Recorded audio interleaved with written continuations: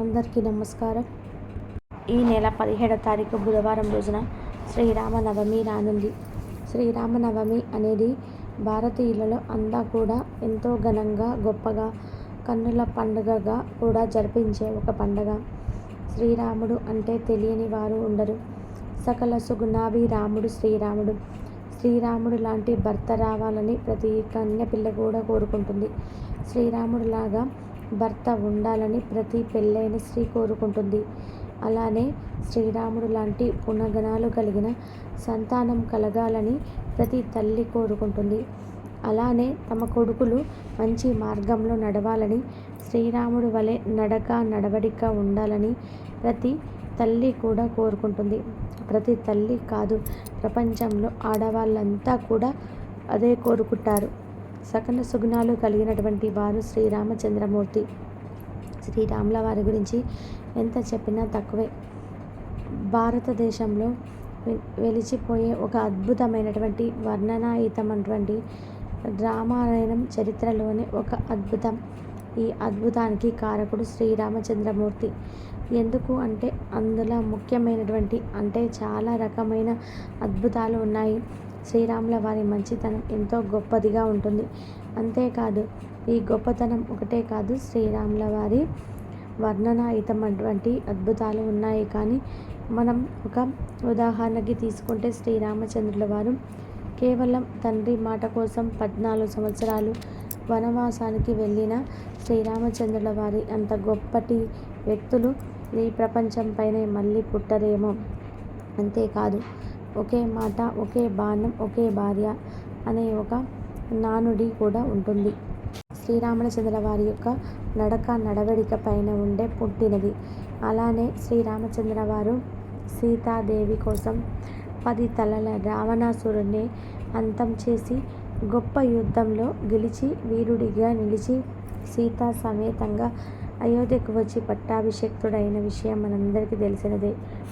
ఇది చాలా గొప్ప, చెప్పుకోదగ్గ విశేషం అని కూడా చెప్పుకోవచ్చు. అలానే ఈ శ్రీరాముల వారి యొక్క కళ్యాణం అంటే శ్రీరామనవమి రోజున ఇంట్లోకి వస్తువును తెచ్చుకుంటే చాలు, ఇక సంవత్సరం మొత్తం కూడా శ్రీరామ రక్ష మీ వెంటే ఉంటుంది. సీత, అలాగే శ్రీరాముడు, అలాగే ఆంజనేయ స్వామి, లక్ష్మణుడు, వీళ్ళందరి అనుగ్రహం కూడా మీపై, మీ ఇంటిపై, మీ కుటుంబంపై ఎప్పుడు ఖచ్చితంగా సంవత్సరం మొత్తం ఉంటుంది. శ్రీరామ రక్ష అనే ఒక పదాన్ని మనము చాలా సహజంగా వింటూ ఉంటాం.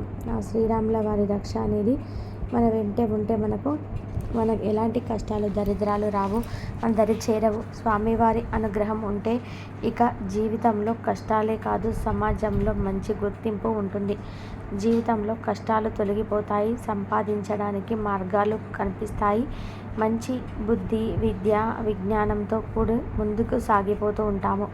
అలానే శ్రీరాముల వారి యొక్క అంతటి తెలివి, అంతటి శక్తి, సామర్థ్యం, అంతటి బలం, ధైర్యం, అంతటి ఆరోగ్యం, తేజస్సు, అంతటి తెలివి, ఇవన్నీ కూడా మనకు రావాలి అంటే శ్రీరాముల వారిని శ్రీరామనవమి రోజు పూజించడంతో పాటు ఇంట్లోకి ఒక్క వస్తువును తెచ్చుకోండి.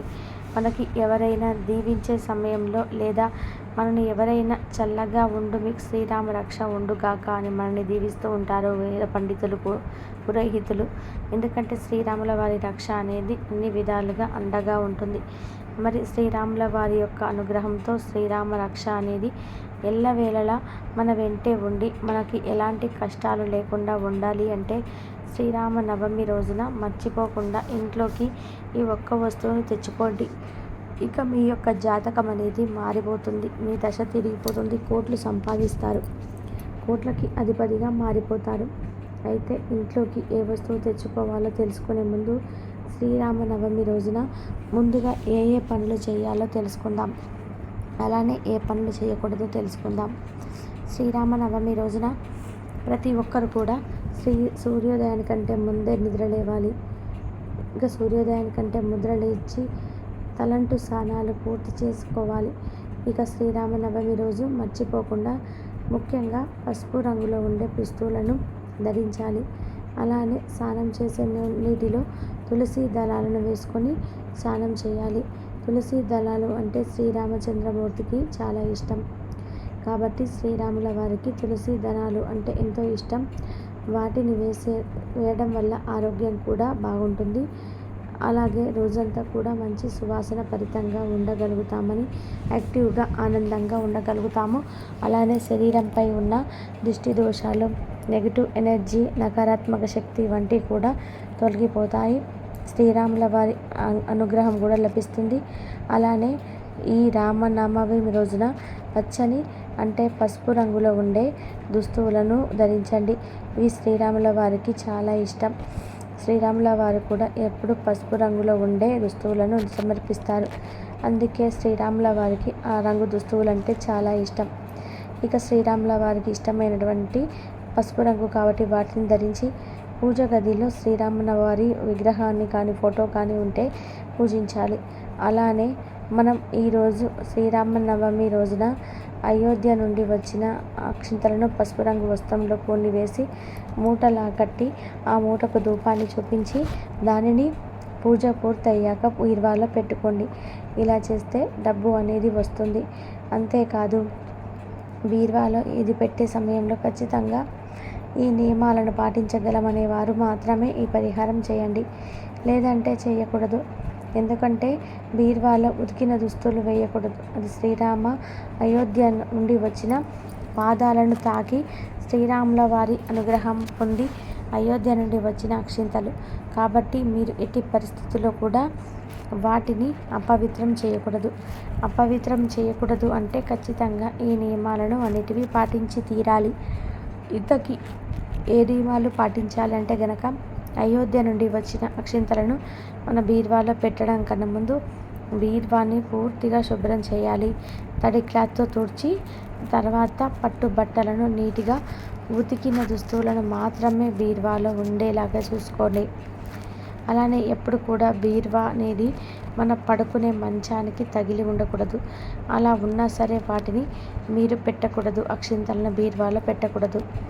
ఉతికిన దుస్తువులు ఉంటే మాత్రమే పెట్టాలి. అలానే మనం మైల పడినప్పుడు కానీ అంటూ ముట్టు తగిలినప్పుడు కానీ బీరువాని తగలకుండా ఉంటాము. మేము బీరువాకి అనుకున్నప్పుడు మాత్రమే మేము స్నానం చేసి శుచిగా ఉన్నప్పుడే బీరువాను ఓపెన్ చేస్తాము అనుకోండి. అప్పుడే ఓపెన్ చేస్తాం అన్నప్పుడు మాత్రమే బీరువాలో ఈ అక్షింతలను పెట్టి శ్రీరాముల వారి ఫోటో కానీ విగ్రహాన్ని కానీ పెట్టి లక్ష్మీదేవి ఫోటోను పెట్టి పచ్చ కర్పూరాన్ని ఎప్పుడో ధూపం అంటే బీరువాలో ఉంచి వారానికి ఒకసారి బీరువాకి ధూపం వేస్తూ ఉండాలి. ఇలాంటి నియమాలు పాటిస్తే మాత్రమే అక్షింతలను బీరువాలో శ్రీరామనవమి రోజు ఈ విధంగా చేసి పెట్టుకోండి. అప్పుడు మీకు బాగా కలిసి వస్తుంది. ఇక స్వామివారి అనుగ్రహం పొందడానికి ఈ విధంగా చేయాలి. అలానే శ్రీరామనవమి రోజున మర్చిపోకుండా తులసి దళాలను స్వామివారికి సమర్పించి వడపప్పు పానకం జడమిడి నైవేద్యంగా సమర్పించి ఇంట్లోకి వస్తువులను తెచ్చుకోండి. అవి ఏమిటి అంటే ముఖ్యంగా తమలపాకులు 5 తమలపాకులను ఈ శ్రీరామనవమి రోజున ఇంటికి తెచ్చుకోండి. అలానే సీతారాముల వారి కళ్యాణోత్సవంలో తప్పకుండా పాల్గొని మీరు మీ తలపైన అక్షింతలు వేయించుకొని స్వామివారి అక్షింతలను సమర్పించండి. ఇలా చేస్తే మీకు సుమంగళి యోగం కలుగుతుంది. అంతేకాదు మీ భర్త ఆరోగ్యంగా ఉంటాడు. 10 కాలాల పాటు మాంగళ్యం చల్లగా ఉంటుంది. మీ భర్త ఆరోగ్యంతో బాగా సంపాదిస్తాడు. శ్రీరాముల వారి అనుగ్రహం కూడా లభిస్తుంది. అంతేకాదు శ్రీరామనవమి రోజున ఆ కళ్యాణోత్సవాన్ని ఘనంల విందుగా ఆరగించి శ్రీరాముల వారిని నమస్కరించుకుంటూ మనసులో భక్తి శ్రద్ధగా స్వామివారికి మనస్ఫూర్తిగా అర్పిస్తే మనసును ఎలాంటి కష్టాలు ఉండవు. అంతేకాదు దాంపత్య జీవితంలో కూడా గొడవలు అనేటివి రాకుండా ఉంటాయి. అదేవిధంగా శ్రీరామనవమి రోజున తమలపాకును 5 ఇంటికి తెచ్చుకొని వాటిపైన పచ్చి గంధం అంటే గంధాన్ని తలిపితే పచ్చిగా పేస్టులా తయారవుతుంది కదా, ఆ గంధం పేస్టుతో రామ అని రాయండి. లేదా శ్రీరామ రామేతి రమే రమే మనోరమే సహస్రనామ తత్తుల్యం రామనామ వరానమే అనే మంత్రాన్ని ఇలా రాశాక మీరు ఈ మంత్రాన్ని 21 సార్లు కానీ 11 సార్లు కానీ జపించండి. తర్వాత ఈ విధంగా చేసి ఆ తమలపాకులను స్వామివారికి సమర్పించాలి. అలా సమర్పించడం వల్ల శ్రీరాముల వారి అనుగ్రహం తప్పక లభిస్తుంది. అదే విధానంగా ఇంట్లోకి ఇంకొక ముఖ్యమైన వస్తువు కూడా తెచ్చుకోవాలి. అదేమిటంటే శ్రీరాముల వారికి పట్టాభిషేకం చేస్తున్నటువంటి దృశ్యంతో ఉన్న ఒక ఫోటో ఫ్రేమ్.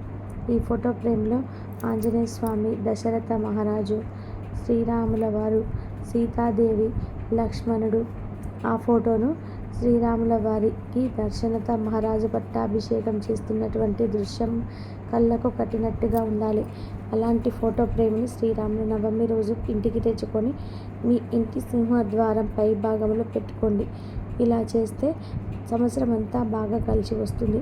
అదేంటి, ఆ ఫోటోని ఇంటి సింహద్వారం పై భాగంలో పెట్టుకోవచ్చా అంటే నిస్సందేహంగా పెట్టుకోవచ్చు. మన ఇంట్లోకి ఏ చెడు శక్తులు రాకుండా ఉండడానికి లక్ష్మీదేవి యొక్క అనుగ్రహంతో పాటు సకల దైవాల యొక్క అనుగ్రహం కలిగి శ్రీరాముల వారి రామరక్షణ ఎల్లవెల్ల మనపై, మన కుటుంబంపై ఉండాలి అంటే ఖచ్చితంగా శ్రీరామ నవమి రోజున ఈ ఫోటోని ఇంటికి తెచ్చుకొని పూజించి తర్వాత అలా పైన పెట్టేయండి. ఇక ఐశ్వర్యం అనేది వస్తూనే ఉంటుంది. ధనానికి లోటు అనేది ఉండదు. సంపద అంతకంతా పెరుగుతుంది. మోసుకుపోయిన ధనద్వారాలు కూడా తెరుచుకుంటాయి. తెలుసుకున్నారు కదా, శ్రీరామనవమి రోజున ఇంట్లోకి ఏ వస్తువులు తెచ్చి ఎలా పెడితే అదృష్టం కలిసి వచ్చి సంవత్సరం అంతా కూడా డబ్బుకి, ధనధాన్యాలకి లోటు లేకుండా ఉంటామో అనేది, ఇంటికి ఎలాంటి చెడుశక్తి ఉండకుండా ఉంటుందని, ఇంటికి పట్టిన నరదిష్టి ఎలాగా తొలగిపోతుందని, ఇంటికి చాలా నరదిష్టి ఉంటూ ఉంటుంది. ఆ నరదిష్టి వల్లే మనకు కలిసి రాదు, కష్టాల పాలవుతాము. ముఖ్యంగా ఆర్థిక సమస్యలు పట్టి పీడిస్తాయి. అలాంటివన్నీ తొలగిపోయి లక్ష్మీదేవి అనుగ్రహంతో పాటు సకల దేవతల అనుగ్రహం కలిగి శ్రీరామరక్ష ఇంటికి, ఇంట్లో ఉండే కుటుంబ సభ్యులకి అందరికీ కూడా ఖచ్చితంగా ఉంటుంది. అంతేకాదు, ఇంటికి తగిలిన నరదిష్టి కూడా క్షణాల్లో తొలగిపోయి ఇక వచ్చే సంవత్సరం అంతా కూడా ఎలాంటి ఆటంకాలు లేకుండా దాంపత్య జీవితం కొనసాగుతుంది.